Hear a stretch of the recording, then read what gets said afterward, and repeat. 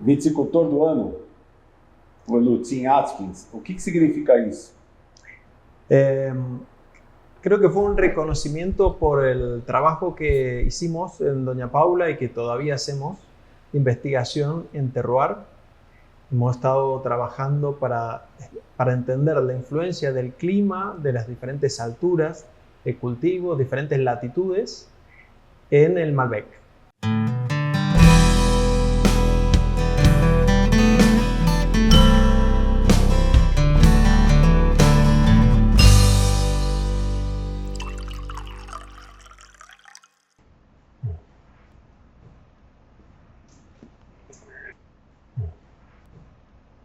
Você está pronto? Estou pronto. Então vamos lá. Martin Kaiser. Martim, você falou de investigação de terroir, né? A Argentina, nos últimos 20 anos, acho que até um pouco mais, a investigação marcou muito, né? A viticultura argentina, né? A Sim. evolução foi gigante. Eu acho que é uma evolução que, investigação que mesmo nos grandes países do velho mundo, o INRA na França, alguns lugares assim, mas é uma investigação muito forte, né? Talvez uma das grandes aí que tiveram, uma evolução muito grande na Argentina. Sí, yo creo que se unieron diferentes factores, entre ellos la aparición de algunas tecnologías, tecnología de georreferenciación, es decir, la utilización de la ubicación en el espacio con imágenes satelitales, imágenes de drones, en la cual se podía volcar información, por ejemplo, información de vigor de las plantas, información de diferentes tipos de suelo, y con eso crear mapas. Y esos mapas de los viñedos nos ha permitido hacer una viticultura cada vez con mayor precisión, para separar parcelas que tienen diferentes características. Eu visitei ali Doña Paula, além dos mapas, tem muitas calicatas ali, né? Aqueles buracos que vocês fazem. Os mapas por satélite ou drone, eles de alguma forma substituíram essas calicatas? No futuro não vai mais ser preciso fazer isso? No, creo que la investigación del suelo en profundidad no puede ser sustituida por imágenes satelitales o de drones, pero sí ayuda a la interpretación. El uso de, por ejemplo, nosotros hemos combinado la información, después de estudiar más de 1000 calicatas en nuestros viñedos, la hemos cruzado con la información de vigor de las plantas. Entonces, ambas tipos de información nos permite hacer una segmentación más precisa de las parcelas dentro de cada viñedo. Tem aquelas câmeras térmicas, né? Você percebe onde tem mais calor e onde ele amadurece mais cedo. Aí você vai olhar o solo, como é que é esse perfil de solo, que Sim. também ajuda ele a amadurecer mais cedo, né? Isso. Acaba sendo uma precisão violenta, né? Eu acho que em outras agriculturas, em outros produtos, não tem essa precisão, né? En otro tipo de agriculturas también se usa, pero con un fin diferente. Se usa con un fin de aumentar la eficiencia de uso, por ejemplo, de las semillas y de los agroquímicos como fertilizantes. En el caso de la viticultura, el fin es la calidad. Entonces, toda esta información que nosotros obtenemos lo usamos para separar las mejores uvas dentro de cada parcela y con eso poder utilizar esas uvas para hacer vinos únicos. Por que a Malbec? Esa es una muy buena pregunta. Yo tengo mi propia teoría y tengo mis razones para pensar, pero lo que pasó con el Malbec es que se comporta en Argentina como no se comporta en otras partes del mundo, ni siquiera en el lugar de origen, que es Francia. Y investigando sobre el tema, me di cuenta que hay una gran diferencia en la cantidad de días con sol en Mendoza y en general en el oeste argentino, que es muy desértico, comparado con Cahors y con Bordeaux, que son las regiones de origen de Francia. Para que se den una idea, en primavera, verano y otoño, en Mendoza tenemos más del 80%, 85% de los días con sol pleno. Bueno, esto en Francia va entre el 50 y el 70. 50 en primavera, 70 en verano, 50 en otoño. ¿Qué quiere decir? Que tiene mucho menos intensidad lumínica el Malbec en Francia y eso hace que la madurez sea diferente a la que se puede dar en Argentina. Mas a Malbec é uma casta meio controversa. Yo creo que el Malbec es una variedad muy plástica, al menos en Argentina. Podemos tener vinos, hoy se están haciendo hasta vinos blancos con Malbec, pero es muy fácil hacer buenos vinos rosados, no muy fácil, pero ajustando la técnica porque el problema del Malbec es que tiene mucho color. Entonces hay que hacer una cosecha muy cuidada y un prensado suave y se obtienen rosados muy buenos. Por otro lado, también podemos hacer vinos para tomar jóvenes o podemos hacer vinos de guarda. Yo creo que hay Malbec para todos los gustos y incluso hay Malbec que son fáciles de tomar, muy frutados, que pueden incluso a los iniciantes gustarles. E há alguma tendência vamos dizer, de plantar vinhedos em diferentes altitudes? A Dona Paula está fazendo esse tipo de experiência hoje, porque a gente vê uma certa busca, vamos dizer, de frescor em altitudes mais elevadas. Então. Sí, definitivamente. Si vemos la tendencia en los últimos años, se ha ido las plantaciones cada vez a mayor altura. Y el Malbec se ha desarrollado mucho al pie de la cordillera. Cada vez tenemos que pensar que Mendoza tiene la cordillera de los Andes como una gran fuente de material que luego, arrastrado por el viento y por el río, forma el suelo en el pedemonte. Ese suelo tiene mayor altura al pie de la cordillera y a medida que nos alejamos de la cordillera es más bajo y el suelo es más profundo. Bueno, hoy cada vez más se planta cerca de la cordillera y la región vitícola que más ha crecido en la Argentina es el Valle de Uco, que es justamente dentro de Mendoza la región que cultiva más cerca de la cordillera. E você acha que, Dona Paula, a maior parte dos vinhedos ficam em Luján de Cuyo?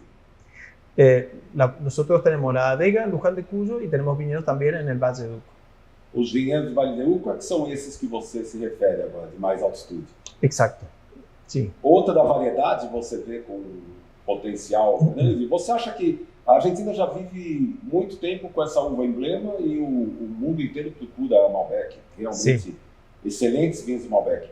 Mas não existe um medo de que isso diminua, se procura por uma variedade e se procure outra coisa? Yo creo que hay un gran potencial para mostrar otras caras de la Argentina. Entre ellas, yo estoy muy entusiasmado con el Cabernet Franc. El Cabernet Franc es una variedad que en superficie es pequeña hoy, pero es la variedad tinta que más crece año tras año porcentualmente.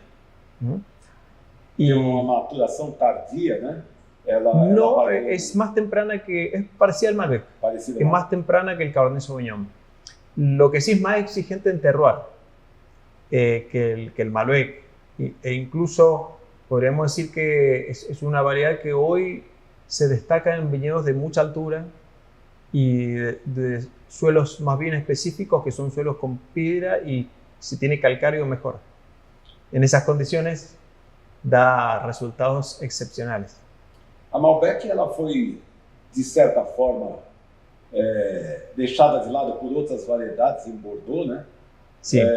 Porque ela não tinha uma qualidade muito boa. Você acha que se Bordeaux tivesse a Malbec argentina, ela estaria nos cortes de Bordeaux hoje? Yo creo que Bordeaux, el Malbec cuesta que madure bien. Yo he tenido la oportunidad de probar algunas uvas en Bordeaux de Malbec y le cuesta mucho madurar y después de mucho tiempo de esperarlo empieza a tener problemas de podredumbre. Con un clima diferente, quizás con el cambio climático que está haciendo cada vez más calor en Bordeaux, pueda usarse más. El problema que hay en Francia es que el material genético es distinto al que tenemos en Mendoza. Mas você acha que se em Bordeaux eles Sí. tivessem vinho Malbec com a qualidade do que tem da Argentina, ele estaria no corte dos principais vinhos sin bordaleros? duda. Sí, sin duda se usaría, claro. Sí, porque hablamos de vinos que tienen mucha expresión de fruta tienen buen color, son vinos con profundidad, con peso en boca, con textura de taninos y cosechado en las mejores condiciones también guarda frescura. Así que sí, es un vino muy completo el Malbec.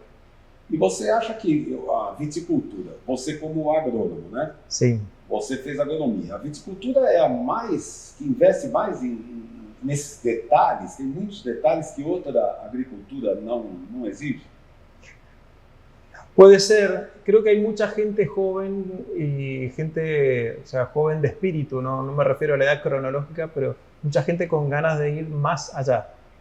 A mí me pasó, yo recibí mi título de ingeniero agrónomo en el año 99 y en el año 99 la viticultura estaba en Argentina estaba refloreciendo, porque habíamos tenido una viticultura muy tradicional que había atravesado crisis muy grandes. Tenemos que recordar que entre 1980 y 1995 la superficie de viñedos en Argentina se perdió en un 40% y el valor de la uva era muy malo. Y de repente empezó a aparecer la posibilidad de producir vinos más modernos, empezar a exportarlos. Se abrió la economía de Argentina al mundo, que había estado cerrada durante 60 años, y hubo un gran éxtasis de la posibilidad de producir vinos muy interesantes y salir a mostrarlo al mundo. Bueno, creo que eso hoy se ve en los jóvenes enólogos y viticultores que tienen ese entusiasmo y esa barrera de romper con las tradiciones y salir a hacer cosas nuevas. ¿Y por qué você escolheu viticultura? Hay un tema familiar primero. Mi abuelo llegó de Alemania después de la Primera Guerra Mundial, siendo adolescente, y con su familia compraron un pedazo de desierto en Mendoza y se dedicaron a producir uvas y algunos otros productos como durazno, pêssego. Y luego mi padre estudió agronomía y también se dedicó a la viticultura y bueno, creo que siempre me gustó a mí ese mundo. Estava na sangre. Estaba en la sangre, sí, en los genes. Você falou em florescer. A impressão que eu tenho da Cabernet Franc é que ela está nesse processo, né, de Sim. reflorescer, assim como no Brasil também. Ela ficou esquecida durante muito tempo e agora ela voltou a ser utilizada. ¿Por qué ela ficou esquecida? Yo creo que nunca tuvo, el Cabernet Franc es una variedad que en el origen, que es Bordeaux, es una variedad secundaria. Pensemos que las variedades más importantes en Bordeaux son Merlot y Cabernet Sauvignon. Y Cabernet Franc siempre es una variedad que incluso en los terroirs que se cultivaban hace 100 años, que eran los terroirs más bajos de Mendoza, que son un poco más cálidos, no produce los mejores resultados. Es una variedad bastante exigente en terroir. Entonces, lo que ha pasado es que esta variedad que daba resultados normales en condiciones de terrazas más bajas, al llevarlo en altura, produce un salto cualitativo enorme. Y es así que yo creo que el boom que hay hoy de Cabernet Franc en la Argentina está dado 100% por la calidad del vino. Son vinos que enamoran, entonces invitan a hacerlos. E as brancas, né? Chardonnay, Semillon, tem brancas muito boas. E tem branca, por exemplo, na Argentina, Pedro Ximénez é uma uva argentina, né? Porque é um cruzamento que aconteceu em território argentino de duas uvas europeas, né? Exacto. Sí, nosotros tenemos las blancas que le llamamos criollas, como el Pedro Ximénez, que son variedades que derivaron de genética española, de las primeras vides que trajeron los españoles en el siglo XVI. Y está el Pedro Ximénez, está el Torrontés riojano también, que es muy importante en Argentina en superficie cultivada. Pero, bueno, después están las clásicas, Chardonnay, Sauvignon Blanc. Nosotros somos, nuestra variedad blanca más explotada en Doña Paula es el Sauvignon Blanc. Somos especialistas, por decirlo de alguna manera, en hacer Sauvignon Blanc de montaña, le llamamos nosotros. E é um Sauvignon Blanc com estilo mais português, né? Não é aquele estilo do Chile fresco. Claro. Eu provei o Sauvignon Blanc Eu fiquei impressionado, a qualidade e o estilo, né? O estilo bordalés, acho Exacto. que passa um pouco por madeira, não é?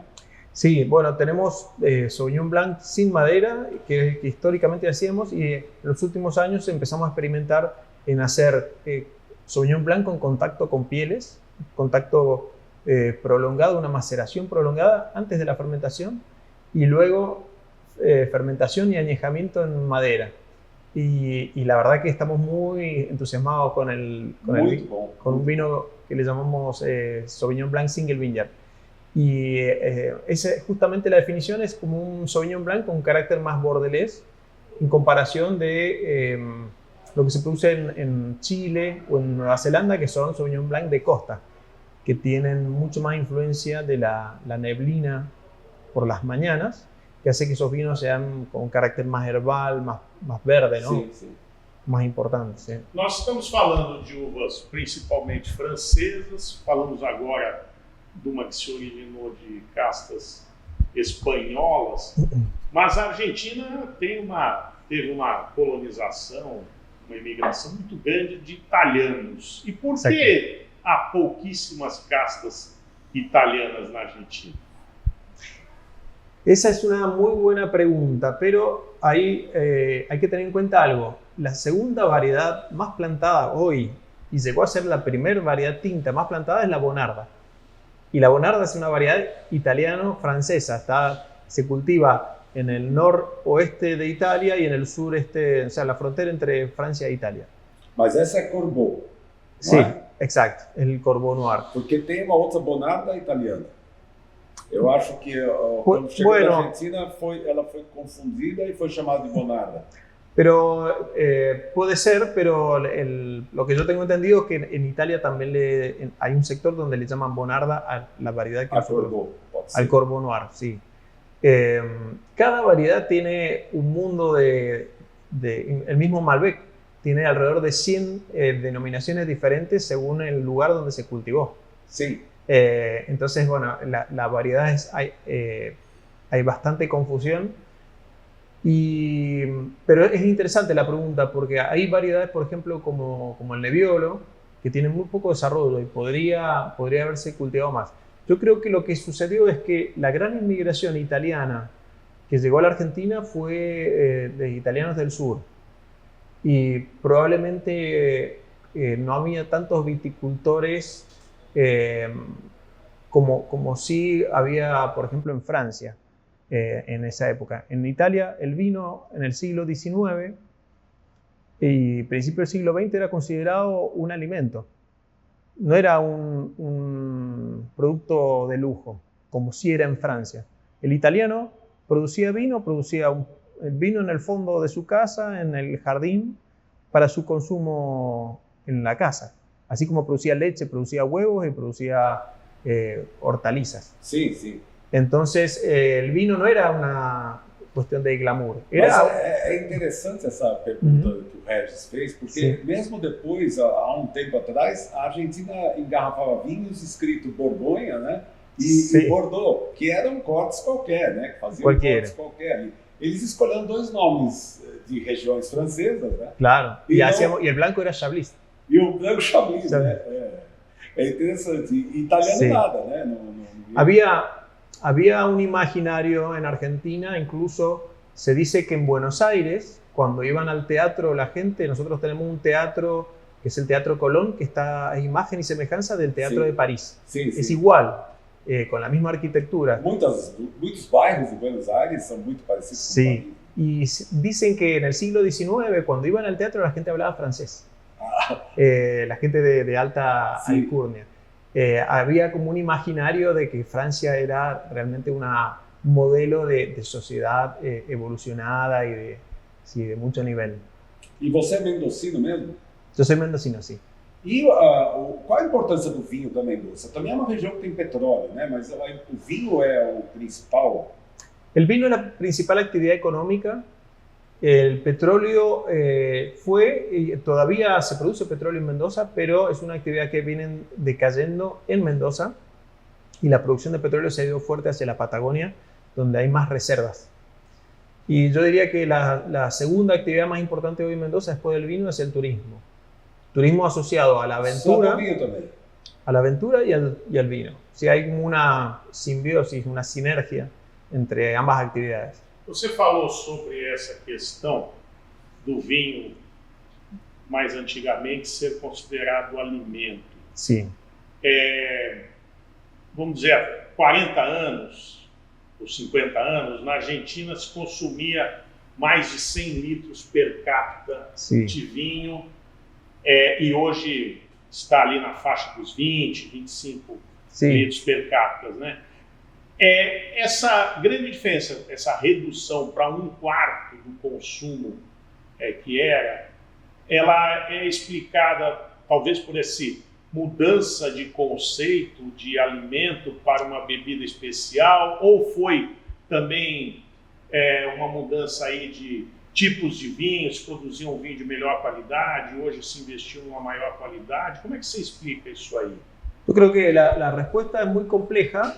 Hay temas sociales, por ejemplo, mis abuelos y mis padres trabajaban día partido. Trabajaban por la mañana, luego comían con vino, 1 taza, 2 tazas de vino, y dormían la siesta. Y mi madre durmió siesta toda su vida, de 3 a 4 y media, de 3 a 5. Sí. Luego se levantaba y se iba a trabajar hasta las 9 de la noche. Entonces ese estilo de vida permitía tomar vino al mediodía, a la noche. Y también tenemos que pensar que antiguamente se trabajaba mucho en el campo y había muchas actividades que físicamente eran demandantes. Y el vino es una fuente de energía. El alcohol, el cuerpo lo metaboliza y lo transforma en movimiento, en energía. En el mundo actual, cada vez menos trabajamos con el cuerpo. Y entonces son calorías del vino. Si yo tomo vino en cantidad todos los días, seguramente son calorías que estoy consumiendo, ¿no? Entonces, por eso es que el consumo del vino va cada vez más de considerarlo como un alimento a considerarlo como una fuente de placer. Y esa fuente de placer se transforma en un consumo de un vino quizás de más calidad, pero que se consume en menos cantidad. Y eso, si uno ve las estadísticas, está clarísimo. El consumo de vino común en Argentina cayó de 90 litros por persona por año a hoy que deben ser 5 litros por persona por año. ¿Cuánto por año? 5 de vino común. Ah, sí. Y el vino fino prácticamente era muy poquito, que se consumía 1 o 2 litros por persona por año, hoy son 15 litros por persona por año. ¿Y general cuántos? Y el total estamos entre 18 y 20. 18 e 20 ainda é bastante, né? É bastante, sim. A Argentina tem a sorte de ter um mercado interno grande, sim, e uma possibilidade de mercado externo que outros países não têm. A Argentina entrou no mercado externo já com vinhos com uma reputação de qualidade, né? Sim. Diferente, talvez, se a gente olhar o Chile, a visão do europeu do Chile por muitos anos foi de vinhos de baratos, e bons e baratos, mas nunca um vinho de qualidade. Não que isso retrate a verdade, mas era a visão que o europeu tinha. Já a visão do vinho argentino sempre foi de um vinho de qualidade. Você acha que isso protege a indústria de vinho, fica protegida de crises e oscilações econômicas que a Argentina tem, como outros países da América do Sul aqui vivem sempre? Yo tengo una teoría muy, puede ser un poco polémica, pero lo que salvó la reputación del vino argentino ha sido los problemas económicos de la Argentina. ¿Y esto a qué se debe? Podemos tomar el ejemplo de Australia. Australia es un país mucho más estable económicamente y institucionalmente que Argentina.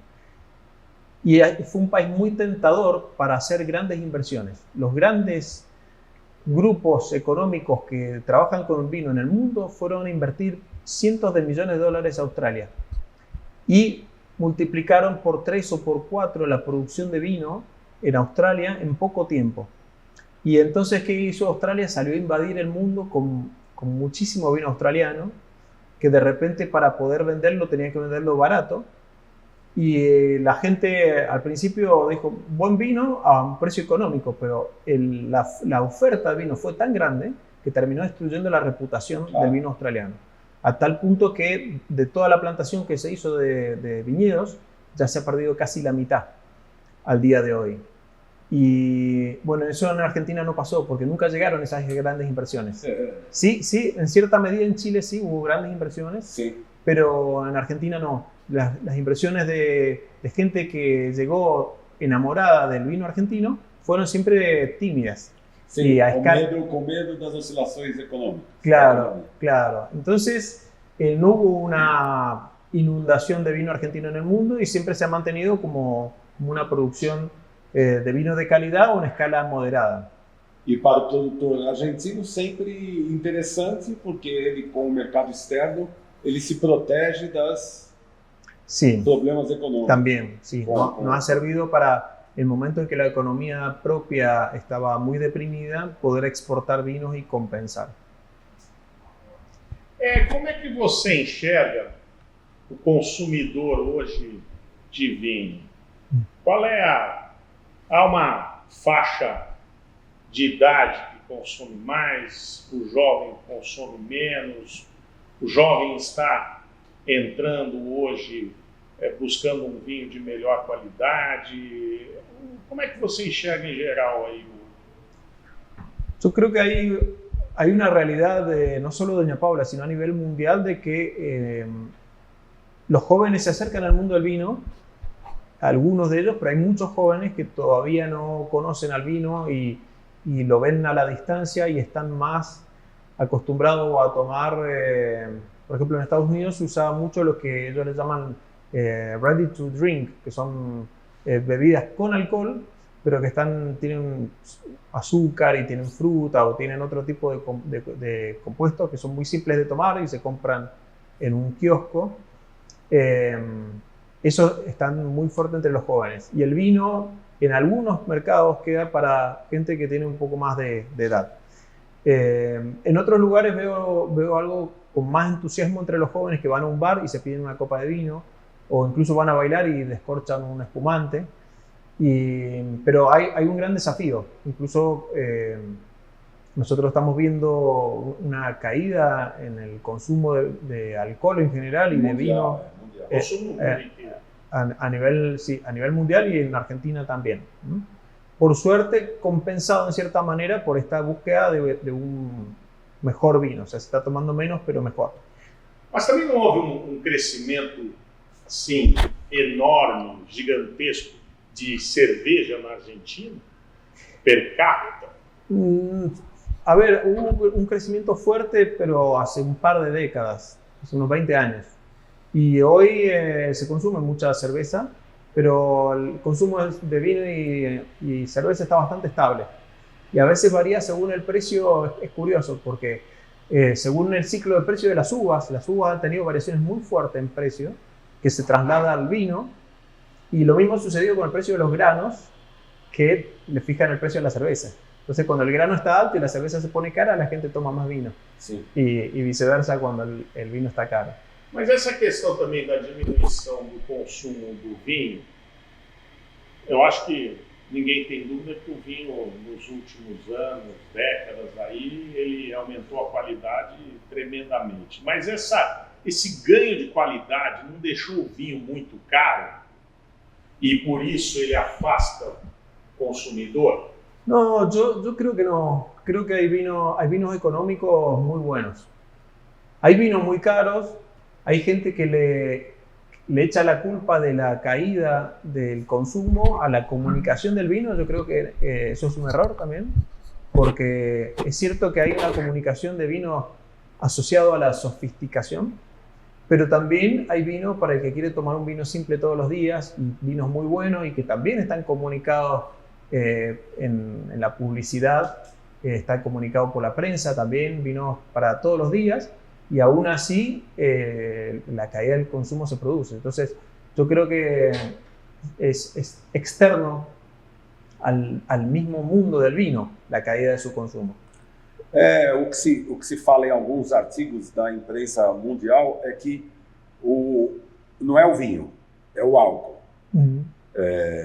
O álcool está sendo colocado num lugar que o cigarro foi colocado no passado, né? E isso, os jovens não estão se aproximando do álcool cada vez menos se aproximam do álcool, não se bebe como se bebe antigamente, e esse é o problema. Você acha que o vinho está nesse espaço assim do... Yo creo que hay una prensa en contra del consumo del vino, quizá que nace como una onda en contra del consumo de alcohol, y el vino, por tener alcohol, cae en esa categoría, pero que tiene un enfoque errado, porque asocia al alcohol a un problema de salud. Y yo creo que el alcohol consumido moderadamente no solo no afecta a la salud, sino que mejora el estado de ánimo, y es un gran producto para sociabilizar el vino. Y el problema de hoy en la gente es que está cada vez más sola. Cada vez la gente hace una vida más solitaria y tiene relaciones personales de menor calidad. Muita rede social. Mucha red social, mucha imagen y poca calidad de contacto personal, poca calidad en las conversaciones. Y el vino es un generador de buenas conversaciones. Verdad. Y yo veo con mucha tristeza que se confundan esas cosas. Claro. Yo, por ejemplo, hago deporte, me gusta correr. Yo también. Sí. Y corro, entreno 5 veces por semana, a veces 6 veces por semana, y tomo vino. Y por mi trabajo a veces tomo vino más del recomendable, pero porque tengo que hacer cortes y después salgo a correr, por supuesto, quizás no para batir un récord, pero se puede, o sea, no solo se puede, sino que está bien consumir vino en forma moderada y hacer deporte. Creo que es una buena combinación como fórmula de vida. Creo que los extremos del purismo, de que hay que abandonar todo, bueno, ahora hay una movida también en contra del azúcar y de las harinas. Claro. Entonces, bueno, abandonar las harinas, el azúcar, el alcohol, y al final está bien una vida saludable, pero también los equilibrios, ¿no? Sí. Hay que disfrutar la vida. Não se faz mais nada. Ninguém é Claro. imortal. Ninguém é imortal. Exactamente. En cualquier momento van a hablar mal del sexo también. Sí, la vida se va a hacer muy aburrida. Não vai ter graça nenhuma. Eu vejo alguns vinhos argentinos, os mais importantes, com preço muito alto. Sí. Muito alto, eu imagino que o consumidor passe pela cabeça dele. Eu compro esse vinho que custa argentino, que custa R$2.000, por exemplo, $400. Sí. Ou compro um vinho de Bordeaux ou da Borgonha, que tem uma reputação mais alta de séculos, pelo mesmo preço. Isso não passa pela cabeça do produtor, ou ele tem que posicionar aquele vinho naquele tamanho mesmo e pronto? Yo creo que el posicionamiento de precio de los vinos tiene mucho de imagen, de formación de imagen. Asimismo, un vino francés, ¿por qué cuesta $500 o $3.000 una garrafa? Y porque viene construyendo una reputación de hace siglos, ¿no? Sí. Y muy bien construida. Entonces, yo celebro a la persona que puede vender una garrafa a €3.000. Creo que atrás de eso hay seguramente un muy buen producto, un muy buen vino, pero sobre todo una muy buena y cuidada reputación y construcción de imagen. Sí. En la medida que Argentina pueda hacer vinos caros y venderlos, ayuda a posicionar la imagen del vino argentino en general. Detrás de Petrus y detrás de otros grandes productores de Bordeaux, hay 10.000 productores de Bordeaux que son muy poco conocidos, pero venden su vino porque dice Bordeaux en la etiqueta. Entonces, creo que esos vinos de muy alto precio lo que generan es abrir puertas para que la gente reconozca la calidad de todo un abanico de calidades y precios que está por debajo de eso. E para onde evoluir agora, Argentina? Para onde pode evolucionar? ¿Para dónde podemos evolucionar? Yo creo que vinos blancos. Nosotros, por ejemplo, estamos trabajando, impulsando el Riesling y estamos muy contentos con la calidad del Riesling que producimos. Estamos haciendo algunos blancos de corte también súper interesantes, y otros colegas están trabajando con albariño, con semillón, y variedades que se dan muy bien con Gerbustraminer, por ejemplo. El mismo torrontés creo que hay que volver a impulsarlo, quizás con una enología bien cuidada, no tanto ese torrontés histórico que era muy floral, sino hacia algo más fino, más mineral. Eso en el caso de los blancos. En el caso de los tintos, hay una evolución que se ha dado muy fuerte en los últimos 10 años a hacer tintos un poco más frescos, más gastronómicos, quizás con un poco menos de concentración, un gradito de alcohol más bajo, pero con una gran expresión de terroir. Que nosotros al probar el vino podamos sentir que está cultivado, por ejemplo, en un lugar alto y se sienten en la textura del vino, en la frescura, en la familia de aromas. Ese tipo de... Si nosotros logramos en el futuro que la gente identifique las características de un vino con un lugar, eso va a ser un gran logro. Y creo que es a lo que tenemos que tender, evolucionar. Eu acho que a grande jogada da Argentina foi saber evoluir nesse sentido, né? Os vinhos antigos na Argentina, os Malbecs que a gente provava antes do ano 2000, eram muito pesados, muito álcool, teor de açúcar um pouco alto também, e você tomava uma copa e não queria tomar a segunda. Não que não fosse bom, mas era bom uma só. A gente deixava. E hoje os vinhos são frescos, com bastante fruta fresca, aquela fruta geleia de fruta não se vê quase, mais frescos. Uma tendência que virou uma tendência mundial e a Argentina já estava lá. Exato, sim. Isso vem junto com esse negócio do álcool, que é menos álcool, mais frescor e mais fruta. Sí.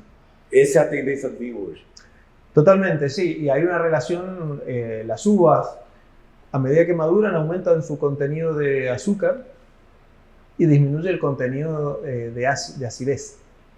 Entonces, cuando yo empecé a trabajar en la industria del vino, las uvas se cosechaban cuando ya empezaban a deshidratarse. Hay que imaginar una uva que es totalmente esférica y uno la toca y tiene turgencia. Bueno, cuando se sobremadura, pierde agua y se ve como si fuera en la piel, como si fuera una pelotita de golf, sí, que tiene como pocitos, como pequeños buracos. En ese momento, hace 20 años, decíamos, está para cosecharlo, porque ya tiene sus buracos. Y ahí arreglaba todo con ácido tartárico. Claro, entonces era una uva sobremadura, con alcohol alto de 15 grados o más, y que incluso llegaba a la bodega y hacíamos sangrado. Es decir, moríamos la uva dentro de la cuba, sacábamos un poco de jugo y concentramos las piles para sacar un vino más potente. Y costaba más tomarlos. Hoy esos vinos, hoy están buenos, pero han pasado 20 años en la garrafa. Sí. Entonces precisaban mucho tiempo para redondearse en la botella, en la garrafa. Hoy estamos con una comprensión, primero que ha habido también una evolución de los terroirs, buscando y encontrando terroirs cada vez más especiales, que antes no se conocían, no estaban explotados. Y después hay una evolución a entender que el terroir precisa de una enología y una viticultura muy respetuosa. Alguna vez escuché la frase de que el terroir habla despacio. Entonces, si hacemos mucho ruido con la madera o con el punto de cosecha, no vamos a escuchar lo que tiene para decirnos el terroir. Sí. Y me pareció una metáfora muy, muy bonita y muy precisa de lo que veo día a día trabajando en la viticultura. Maravilha. Martim, para encerrar a nossa entrevista, eu não sei se eu vou fazer essa pergunta para o Martim agrônomo, Martim enólogo ou Martim economista. Com essa movimentação toda dos Estados Unidos aí, do Donald Trump, com essa guerra tarifária, O que você acha que vai acontecer aí? Qual é a sua previsão que vai acontecer nos mercados? A Argentina vai exportar mais para algum outro lugar? Vai haver uma diminuição de preço mundial do vinho? Vai subir? O que você acha? Yo creo que hay que estar muy atentos a algunas oportunidades que se pueden abrir. Por ejemplo, una de las cosas que nosotros ya estamos hablando con la gente de Canadá.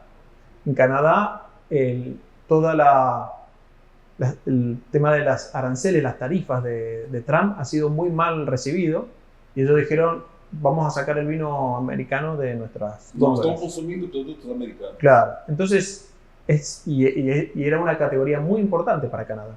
Entonces, de repente necesitan reemplazar los vinos americanos por vinos de otros orígenes. Uma oportunidade. Bueno, nosotros hacemos, acá tenemos buenos Cabernet, buenos Malbec. Sí. Entonces estamos en esas conversaciones. Por otro lado, también está el desafío porque si finalmente hay que ver cómo termina toda esta historia, pero si finalmente hay tarifas elevadas para el vino europeo, Europa tiene los 3 mayores productores de vino del mundo, que son Italia, Francia y España, y ellos van a querer vender su vino que antes mandaban a Norteamérica a algún otro lado. Entonces la concurrencia, la competencia va a ser muy feroz. Provavelmente más barato. Claro, y sí. Así que bueno, veremos.